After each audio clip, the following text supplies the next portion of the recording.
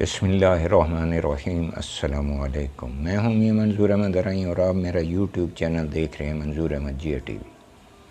आज कुछ मैं अच्छी बातें भी करूंगा जो आप लोगों को पसंद आएंगी और कुछ दोस्तों के ऊपर तनकीद भी होगी, वो ज़रा दिल थाम के सुनना। और वो जायज़ बातें हैं, इसमें कोई किसी की चापलूसी या किसी की जो है दिल आज़ारी नहीं है, बल्कि जो हकीकत है वो बात बयान की जाएगी। सबसे पहले तो आज मैं आपको इस बात का गवर्नर बलीगुर रहमान को मुबारकबाद भी दूंगा और ये भी कहूँगा कि उन्होंने अपना जो है अपनी ड्यूटी का हक़ अदा किया है कि आज उन्होंने पंजाब कबीना जो पीटीआई और मुस्लिम लीग का के गठजोड़ से बनी, उसके वज़ीरों का हलफ़ उठाने के लिए उन्होंने ये तहिया किया कि ठीक है, मैं एज़ ए गवर्नर उनका हलफ़ लूँगा, जो कि खुश आइंद बात भी है और उनके इज़्ज़त और एहतराम में इजाफ़ा भी है। और अगर इस तरीके से ये मिलकर चलते रहे और बलूचिस्तान की हुकूमत हो गई, पंजाब की हुकूमत हो गई, कश्मीर की हुकूमत हो गई, बल्तिस्तान की हुकूमत हो गई, चाहे सिंध की भी हुकूमत है, जहाँ जहाँ पे हिज़्ब इख्तिलाफ़ और हिज़्ब इक़्तिदार दोनों का गठजोड़ है, वहाँ पे इनको आपस में मिल जुल के चलना चाहिए और जो कानून पास करने हैं वो भी करें, तो इससे बहुत बड़ा फ़ायदा। अब आगे दूसरी बात करते हैं कि एक जो अच्छा इक़दाम किया वज़ीर आज़म पाकिस्तान ने सैलाब ज़दगान के लिए कि एक फ़ंड कायम किया, और ये पाकिस्तान में बहुत बड़ी आफ़त आई हुई है जिसका मुकाबला अल्लाह ताला के हुक्म से अवाम ने करना है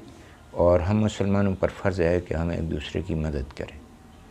लेकिन इसमें कुछ चीज़ें ऐसी भी हैं जो उससे पहले गुज़र चुकी हैं और जो नामुनासिब थी, इसलिए लोगों का जो है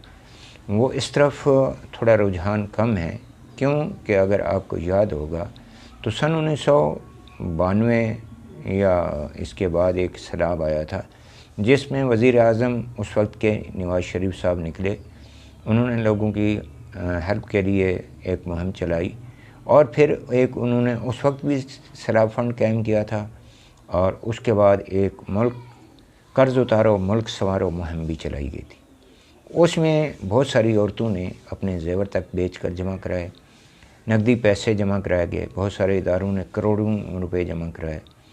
लेकिन उस फ़ंड का आज तक कोई पता नहीं चला कि वो फ़ंड कितना जमा हुआ, कहाँ गया, किसने खाया, किसने इस्तेमाल किया। इस वजह से जब इस तरह के काम होंगे तो आवाम बदज़न होती है, फिर वो ये चाहती है कि जब हमने पैसा अल्लाह की राह में देना है और वो उसको अलले तलले खा जाते हैं, अपनी जेबों में डाल देते हैं, तो वो फिर इस तरफ नहीं आते। वो फिर कोशिश करते हैं कि ख़ुद ही अपनी एक तंजीमें बनाएं, पैसे इकट्ठे करें, सामान ख़रीदें और वो सामान जो है वो ले जा के उन लोगों को दिया जाए। क्योंकि अक्सर ये देखा गया है कि जो सैलाब के लिए सामान आता है बाहर के मुल्कों से भी और अंदरूनी पाकिस्तान से भी, बाज़ दफ़ा वही सामान आपको ऐसे लालची किस्म के और बेदीन लोग हैं जो उस सामान को वक्ती तौर पे तो सैलाब ज़दगान के लिए लेते हैं और उसमें उसके बाद जाके वही टेंट, वही कंबल और वही राशन आपको बाज़ारों में बिकता हुआ नज़र आएगा, जो कि एक हमारे लिए अलमिया भी है और हमारे जो है एक मुसलमान होने के नाते हमारे ऊपर एक धब्बा भी है। तो हम सब मुसलमानों को ये सोचना चाहिए था कि काश कि हम कब मुसलमान बनेंगे और अपने आप को रिज़्क़ हलाल खाने की तौफ़ीक देंगे और ऐसे लोगों का मुहासबा करेंगे। अगर जिसको बेचने के लिए जो लोग आते हैं वो लालच में आकर जो है आधे पैसों पे ख़रीद करते हैं, तो उनको चाहिए कि वो ऐसा कोई तरीका अपनाएं कि फ़ौरन गवर्नमेंट ऑफ पाकिस्तान को या जो सिक्योरिटी इदारे हैं उनको इत्तला करें कि ये सामान आ चुका है और ये लोग फ़रोख्त करने आए, ताकि उनको वहाँ पे पकड़ा जाए, उनकी वीडियो बनाई जाए और उन लोगों को कैफ़र किरदार तक पहुँचाया जाए, ताकि इस मुल्क के अंदर जो है वो बेहतरी लाई जा सके। अच्छी बात है, जिसका दिल मानता है वो वज़ीर आज़म के फ़ंड में पैसा डाल दें और जिसका दिल नहीं मानता वो जो है जो दूसरा तरीका मैंने बताया उसको अपनाए और अपने मुसलमान भाइयों की मदद करे। तीसरे नंबर पे आज जो है वो हमारे माशाअल्लाह एक सेनेटर ने बयान दिया था कि जो है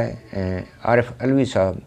وہ صدر ہونے کا جو معیار ہے وہ کھو چکے ہیں، کیونکہ وہ ایک سیاسی پارٹی کے رہنما بن چکے ہیں۔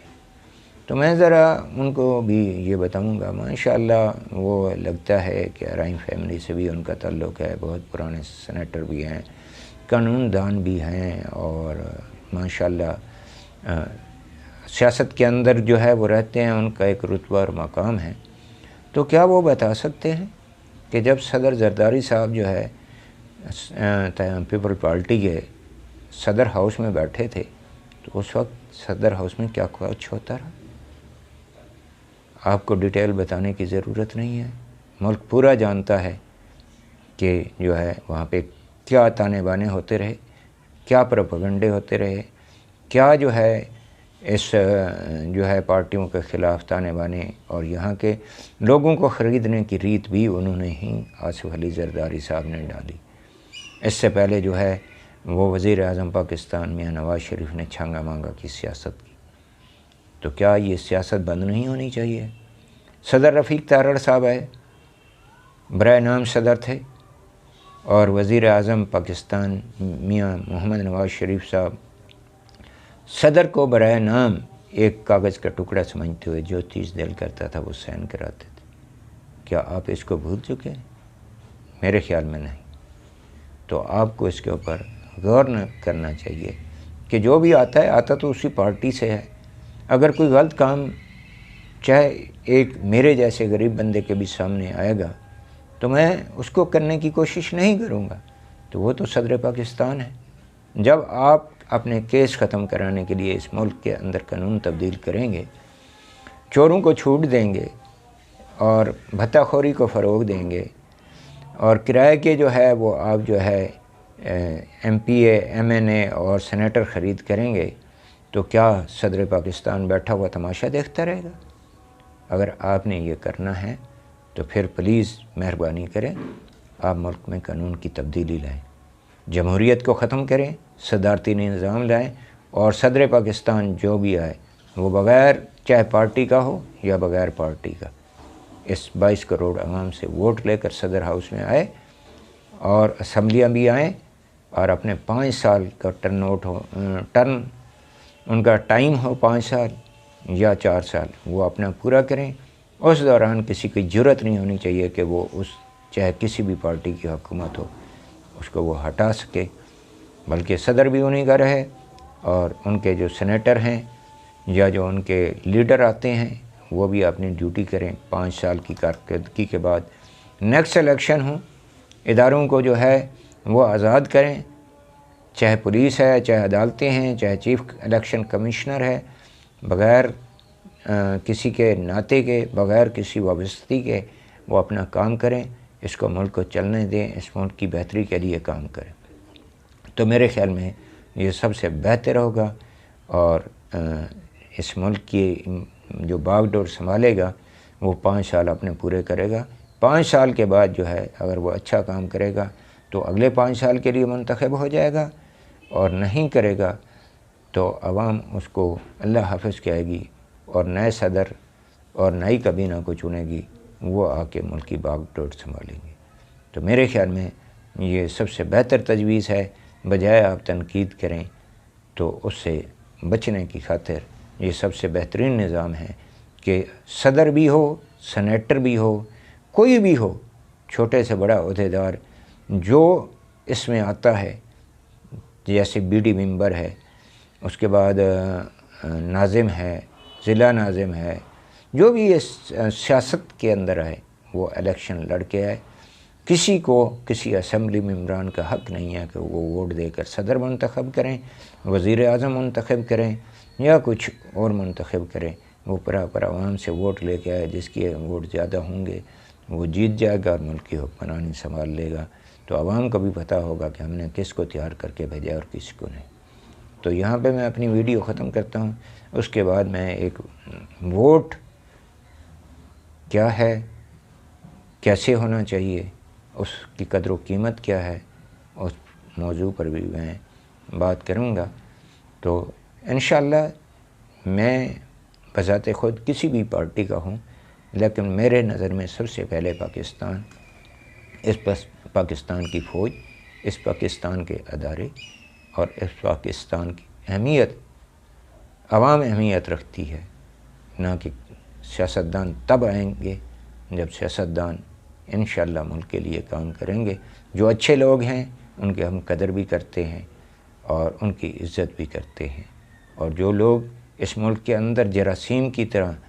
وہ کیا کہتے ہیں جلم، جو خون خراب ہو اور اس کو نکالنے کے لیے لگاتے ہیں، جو اس کو ملک کو کھا رہے ہیں، چوس رہے ہیں، ایسے سیاستدان ان کے حق میں ہم نہیں ہیں، اور نہ ہی وہ ہمارے پسندیدہ